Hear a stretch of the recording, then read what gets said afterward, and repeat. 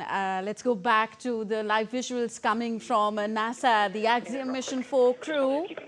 Peggy Whitson, former NASA astronaut and director of human spaceflight at Axiom Space, and ISRO astronaut Shubhanshu Shukla, ESA, European Space Agency project astronaut Stavoz Uznaski-Wisniewski of Poland, and Hungarian to orbit Huno astronaut Tibor Karpu of Hungary are just going to make their final journey back to Earth from the ISS. These are now the final preparations for their return to Earth aboard the SpaceX Dragon spacecraft. After the 4-member astronaut crew enters the SpaceX Dragon spacecraft, the hatch will now close very shortly. That hatch close will begin to take place, and that includes both the hatch on the Dragon side as well as the APAS hatch on the space station side.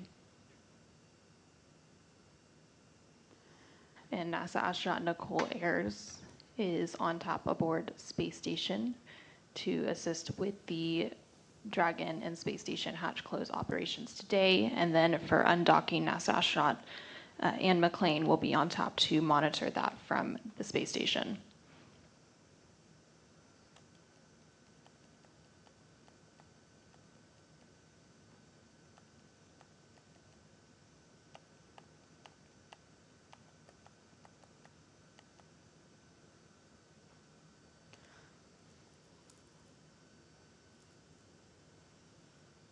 We are now about 2 hours and 10 minutes away from a planned undocking later today at 6:05 a.m. Central, 7:05 a.m. Eastern.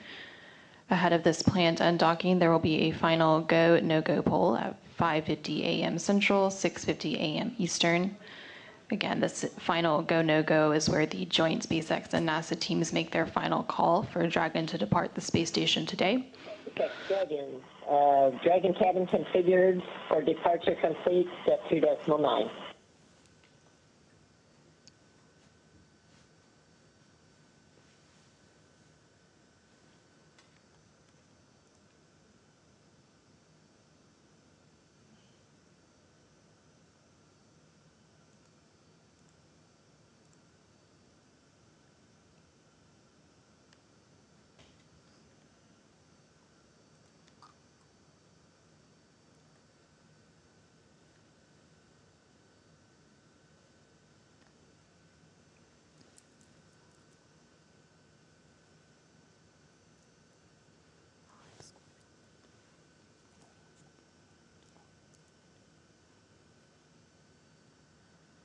And you just heard some comms between Axiom Mission 4 Commander Peggy Whitson and the Core, or the Crew Operations Resource Engineer in Hawthorne, California.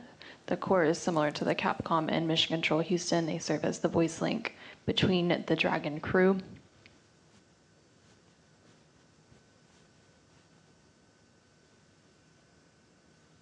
Again, after the final go, no-go poll later today, teams will then send the undock command to actually begin the undocking sequence, and that undock command is scheduled to be sent. Dragon Houston on the big loop for a comm check. Big loop audio configuration complete. Also initiate a comm check with SpaceX.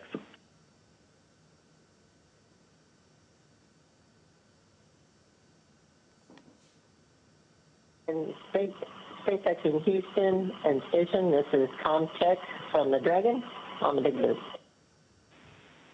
Houston reads you loud and clear. SpaceX also reads you loud and clear on the big loop. And station has you loud and clear on the big loop. Big comm check, and as we found the additional FOD that was missing when we took the photographs, it's back in bag 201 in volume 11. So that's the LIO FOD. We took photographs of the HEPA filter FOD and sent that down to you on the station. We'll have to get the other later.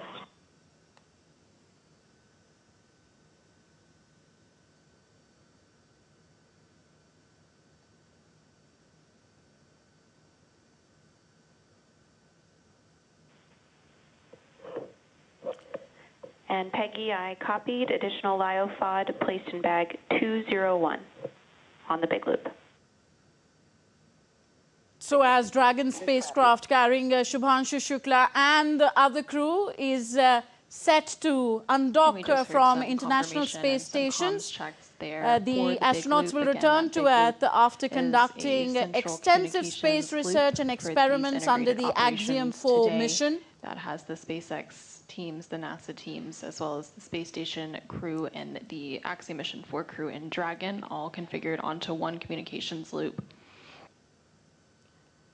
And to discuss the Axiom Mission 4's, so again, after the final we have with us later today, teams will then Ajay Lele, space expert from the Institute of Defense Studies and Analysis, IDSA. Sir, if you can hear me. Shubhanshu Shukla is the first Indian astronaut to go to the International Space Station. How important a moment has this been for Shubhanshu Shukla himself and for India? Dragon attached to the space station. This is a very important moment as far as India's journey to the outer space is concerned, particularly from the point of view of a human mission. From there, Dragon 1 year back, we had Wing Commander Rakesh Sharma visiting space. This mission is important for two reasons. One is that Group Captain Shukla is the first Indian to go to the International Space Station. And second is that this is for the first time there was an opportunity for ISRO scientists to undertake experiments with the help of Shubhanshu Shukla at the International Space Station in a microgravity atmosphere. So I think from Shubhanshu Shukla's personal point of view, as well as from the entire structure of India's space program, it is a very important mission. Yes, sir. So at the farewell ceremony aboard the ISS on Monday, Shukla delivered a heartfelt message thanking Indian Space Research Organization, his international crewmates and the Indian public. In fact, referencing Rakesh Sharma's iconic words from 1984, he said, India is still Sare Jahan se acha. Your reaction to that? Definitely. I think he has taken a lot amount of a motivation from Rakesh Sharma. And that was visible before he went to the space also. He was in continuous touch with Rakesh Sharma to understand 41 years back what were the challenges which were faced by him. And if you really look at Shubhanshu Shukla's journey, he started training way back in 2019 at Russia. Subsequently, he got trained himself in Indian agencies at Bangalore. And then he got trained at NASA. So I can say that he was one of the most trained person or astronaut on the surface of the Earth. And that's the reason probably that he was able to do all the things in a very systematic and a professional fashion for last 18 days. And today when he is coming back towards the Earth, he's again going to ensure that the spacecraft lands very safely and successfully, he being the pilot of this craft.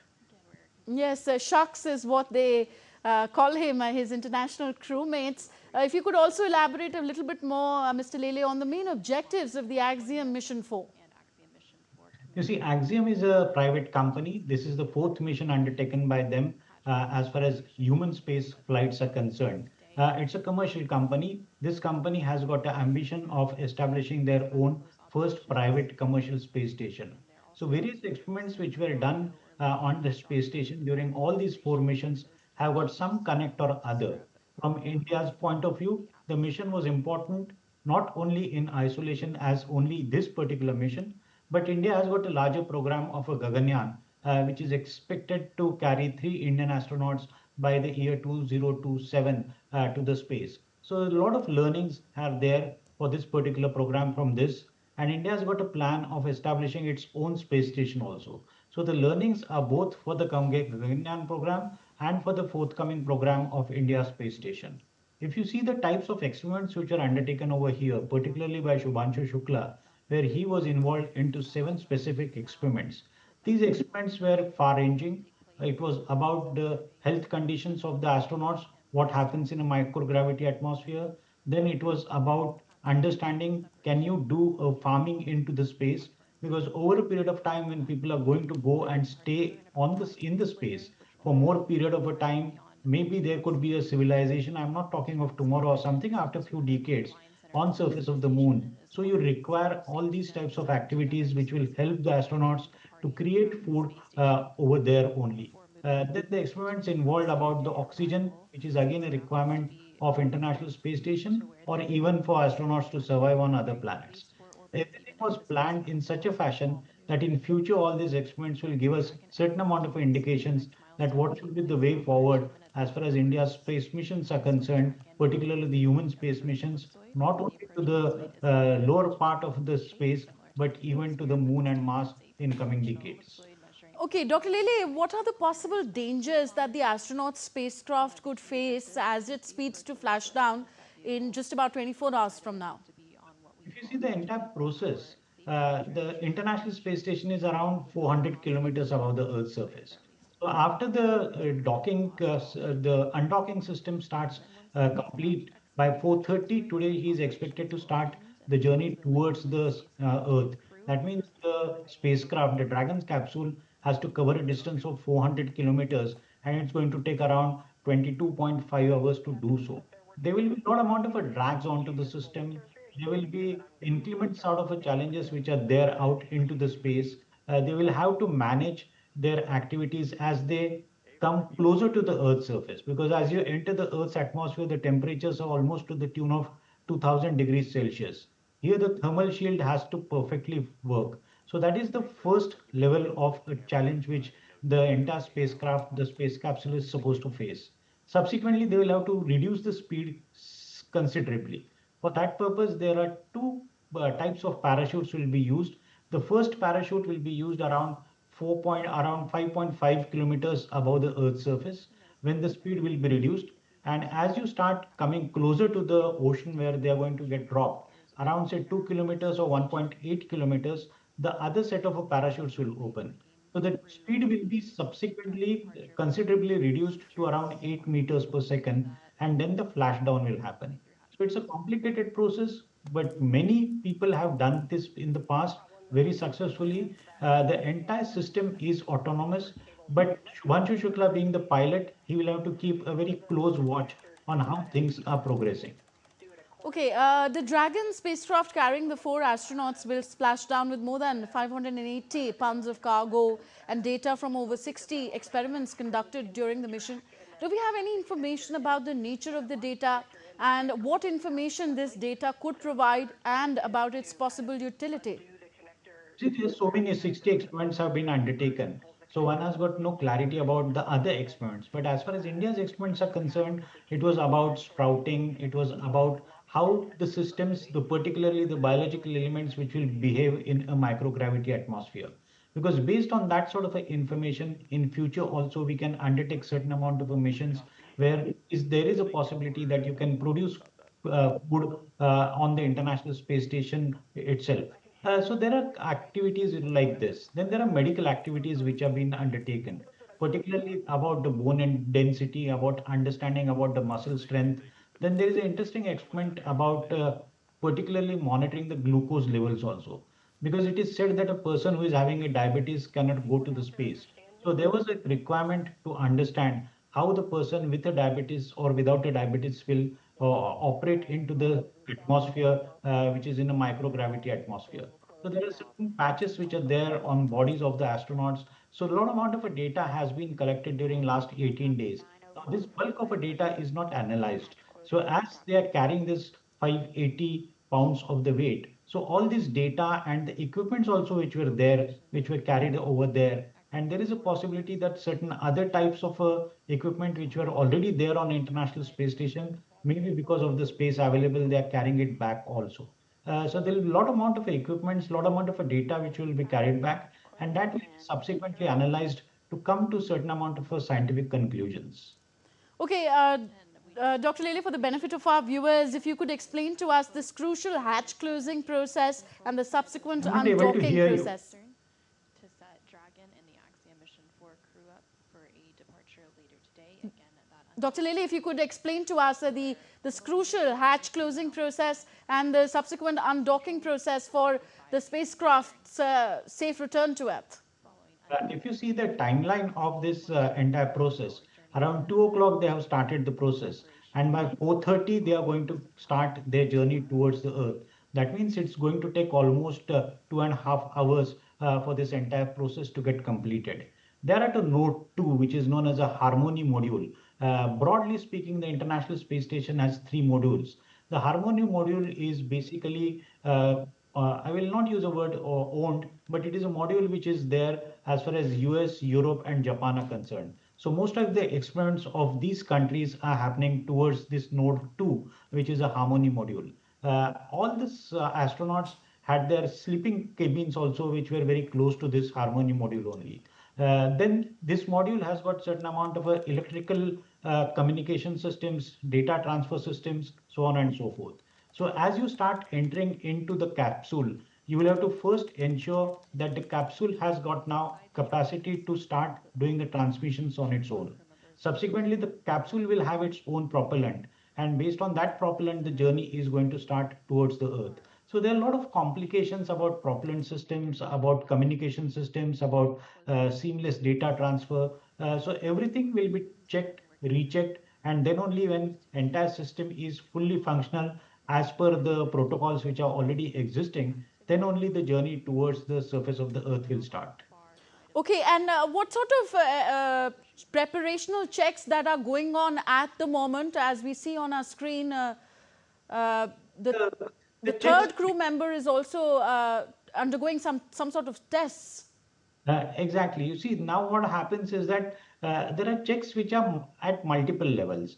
One is the health monitoring also will be done. That means when they were leaving the space station, what sort of health parameters which were there. Subsequently, as they are sitting in their seats, there are certain types of protocols because they will have to sit in a particular fashion.